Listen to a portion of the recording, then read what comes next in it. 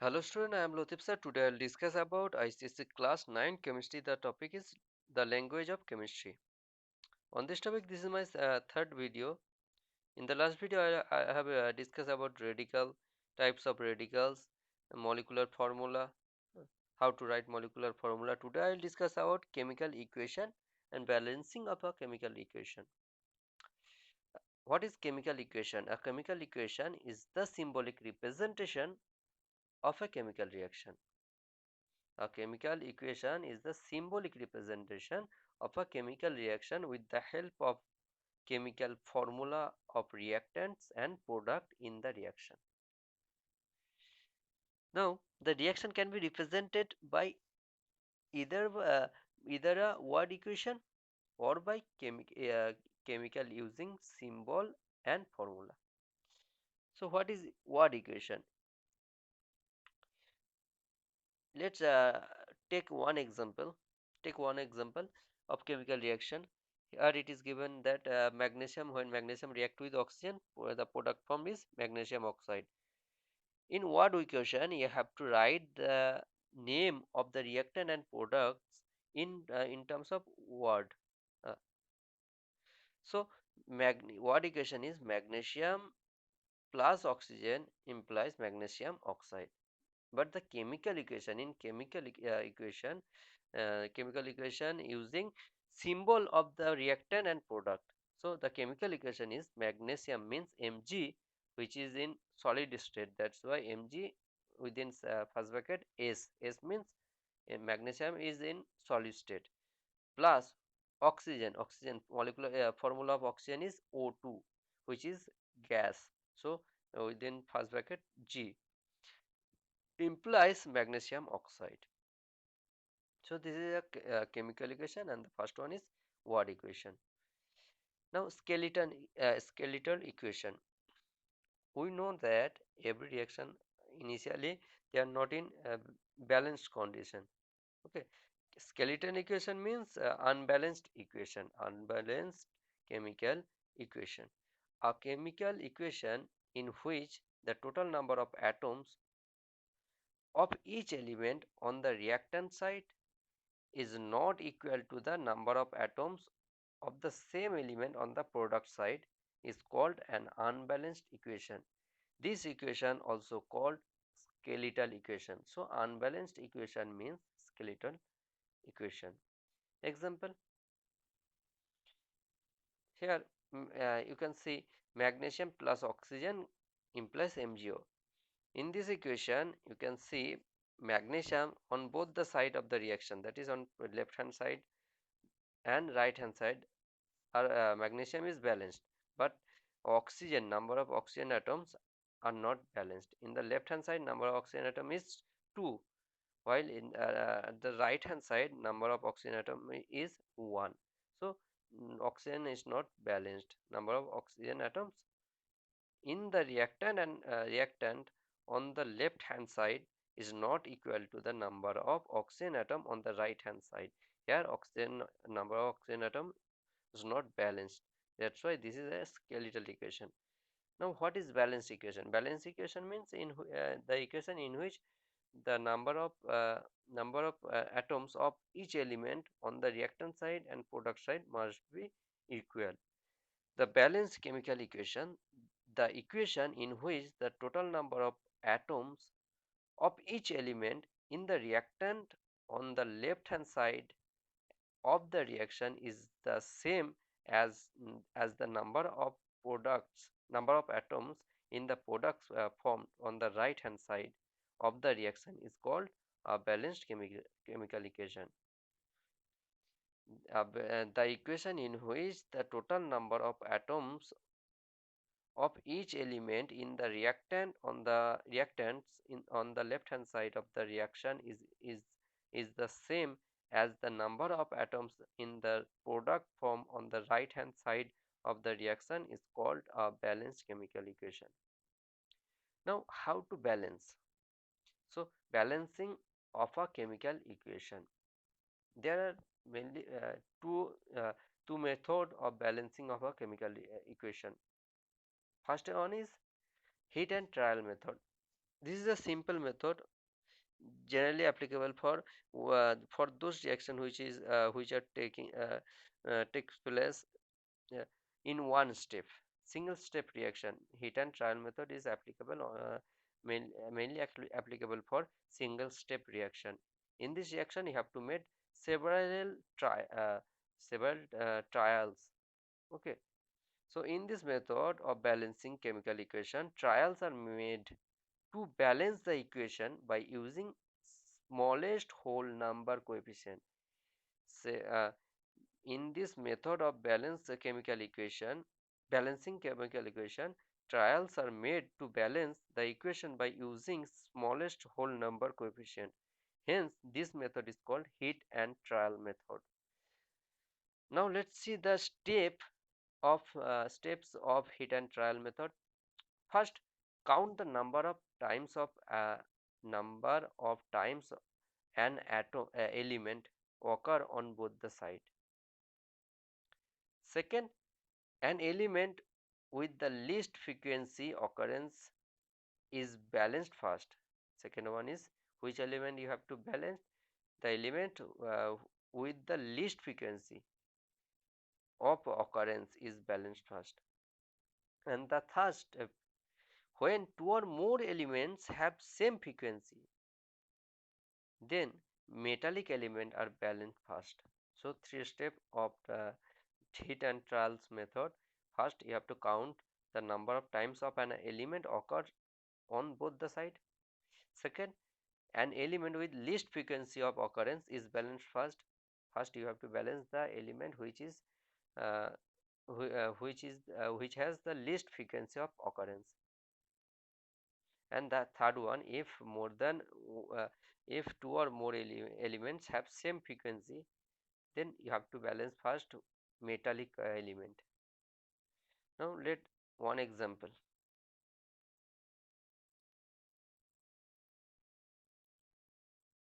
Mm. Let one example. Take one example. Here it is. The reaction given is heating of lead nitrate to produce lead oxide, nitrogen dioxide, and oxygen. So the reaction is chemical equation is PbNO3 whole twice implies PbNO3 whole twice means lead nitrate implies lead oxide PbO plus nitrogen dioxide gas NO2 plus oxygen gas O2. This is a skeletal equation because the elements are not balanced on both the side. That's why this is a skeletal equation. Now we are going to balance the equation. First, according to heat and trial method, you have to count the number of times of an element occur on both the side. So count first lead. First component, I have made a table. Here it is written that component, reactant and product. Component lead Pb. So in the left hand side number of Pb, that is lead, is 1, and in the right hand side number of atom of Pb is 1, also 1. So lead is balanced on both the side. Now count the nitrogen and number of nitrogen atom. In the left hand side nitrogen atom present is 2, number of nitrogen atom is 2, but in the right on the right hand side but on the right hand side number of nitrogen atom is 1. And now count number of oxygen atom. On the left hand side number of oxygen atom is 6. 3 into 2 means 6.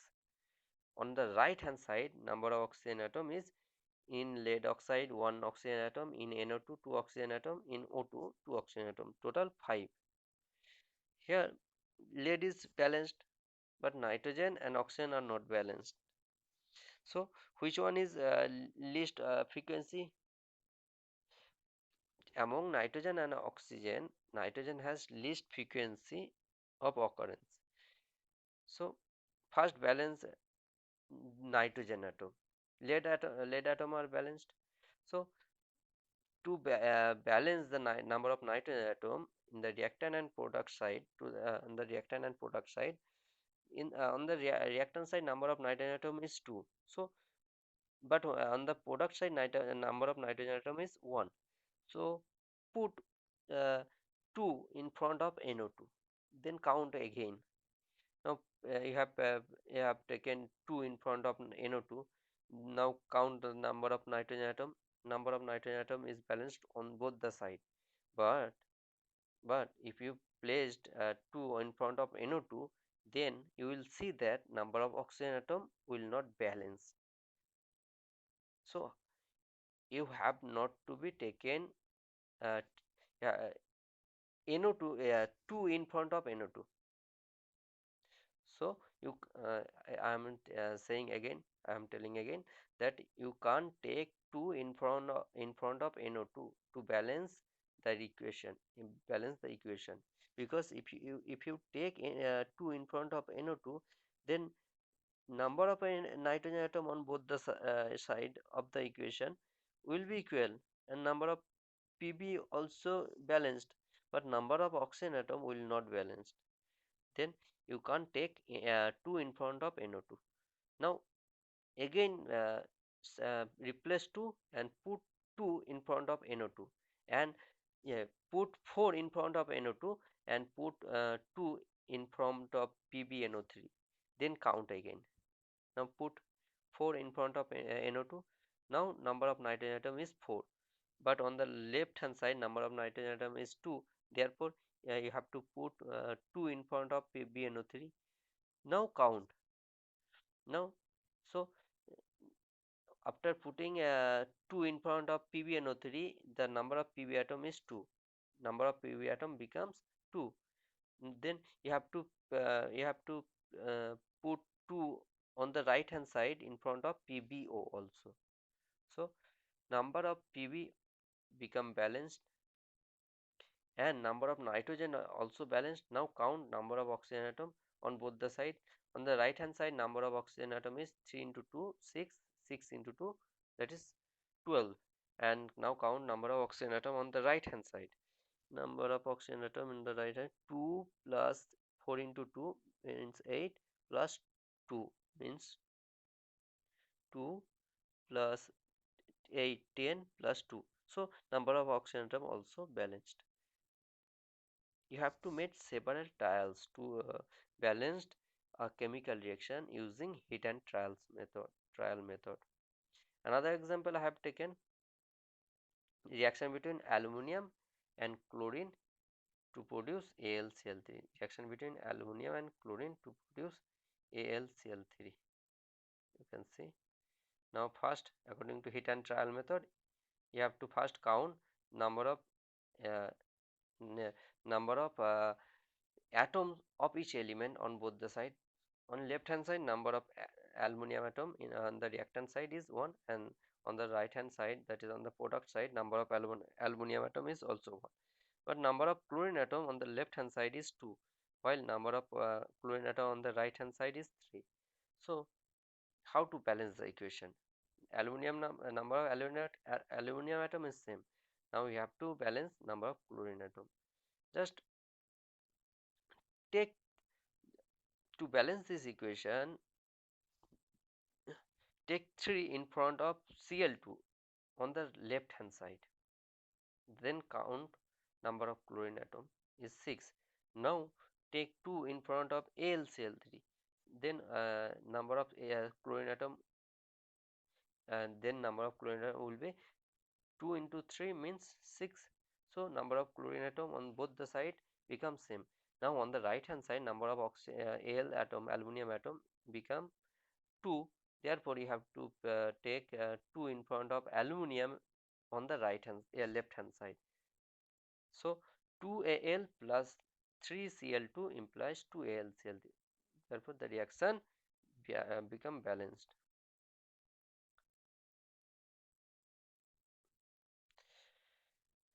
Now balancing of a chemical reaction by partial equation method. Balancing of a chemical equation by partial equation method. Partial equation method is applicable for those reactions which occurs in several steps. That is, for complex reaction where more than one step are there. A chemical equation can be balanced easily by supposing a stepwise complex reaction. So, partial equation method is applicable for stepwise complex reaction. First, write the equation for this step and then add this equation. This method is known as balancing by partial equation method. Example, reaction of hydrogen peroxide with potassium iodide solution. The reaction takes place in two steps. The reaction between hydrogen peroxide and potassium iodide solution. This reaction takes place in two steps. First, write down stepwise the reaction. Equation 1, hydrogen peroxide decomposes to give water and nascent oxygen. So H2O2 implies H2O plus nascent oxygen. Nascent oxygen generally represented as within third bracket O. Within third bracket O means nascent oxygen. First H2O2 decompose to give H2O plus O. Now in this in the equation 1 you can see number of hydrogen atom on both the side of the reaction are equal and number of oxygen atom also become equal, that is 2 and 2. So this is equation 1 is balanced. Now equation 2, that is step 2 of this reaction. In step 2 potassium iodide react with nascent oxygen. Potassium iodide solution react with nascent oxygen to give potassium hydroxide KOH plus iodine plus I2. So equation 2, nascent oxygen obtained from equation 1 oxidizes potassium iodide in the presence of water to give potassium hydroxide and iodine. And the reaction equation is Ki plus H2O implies Ki plus H2O plus nascent oxygen implies KOH plus I2. Ki plus H2O plus O implies KOH plus I2. First, this reaction is unbalanced equation. Now we have to balance the equation. So take 2 in front of Ki and on the left hand side, and take 2 in front of KOH on the right hand side. Now calculate number of element on both the side. You will see that the equation 2 now balanced. Now the next step is you have to add equation 1 and equation 2 and cut the common of both the reaction. So add the steps and cancel what is common on opposite side. Yeah, on opposite side oxygen and H2 are common. So cut H2O in equation 1 and in equation 2 and cut nascent oxygen on both the reaction on both the equation, that is equation 1 and equation 2, and add this and add both equation. So the reaction is 2Ki plus H2O2 2Ki after cancelling the common compound or element present on both the side. Add the both the equation and you will see that the final equation is 2Ki plus H2O2 implies 2KOH plus iodine. So balance equation is 2Ki plus H2O2 implies 2KOH plus iodine. This is a reaction between Ki with hydrogen peroxide which occur in two steps. That is equation 1 and equation 2, or step 1 and step 2. In step 1, first nascent oxygen is formed and the nascent oxygen in the next step, nascent oxygen oxidizes Ki to KOH and iodine. Now information conveyed by balanced chemical equation. Which information you will get from a balanced chemical equation? Let's see the information. The chemical nature of the reactant and product. You will get idea about the chemical nature of reactant and products from a chemical equation. And second, the nature of element and radical involved. Which type of elements and radical are involved in the balance equation, you will get idea. Third, chemical composition of respective molecule. Fourth, the direction of reaction, that is whether the reaction is irreversible and or reversible. You have to remember one point. Reaction are two types: irreversible and reversible. Mm, Maximum chemical reactions are irreversible, and irreversible reactions are represented by a single-headed arrow, while reversible reactions are represented by double-headed arrow. And the last point is the state of matter, that is whether the substance are present in the solid state or liquid state or gaseous state. You will got idea from a chemical equation, balanced chemical equation. Okay, so this point, uh, these are the information conveyed by a balanced chemical equation. Now limitation of a chemical equation. There are several limitations of a chemical equation. You can't say the concentration of both the reactant and product from a chemical equation. You can't say. And yeah, you will not get any idea about the speed of the reaction from a chemical equation.